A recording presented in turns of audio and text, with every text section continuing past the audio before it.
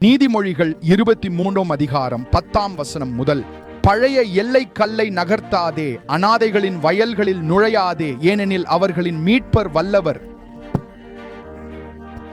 அவர் உனக்கெதிராய் அவர்கள் வழக்கை நடத்துவார். இது நிலங்களையும் சொத்துக்களையும் அபகரிக்கும் தீயோருக்கான எச்சரிக்கை.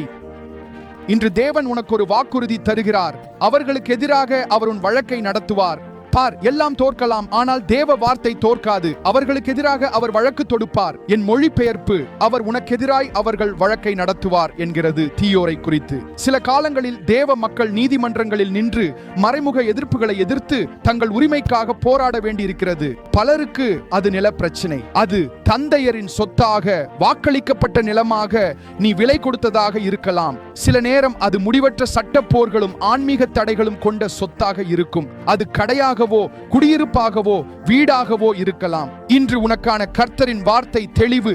உன் நிலத்தை உனக்கு திருப்பித் தருவேன்.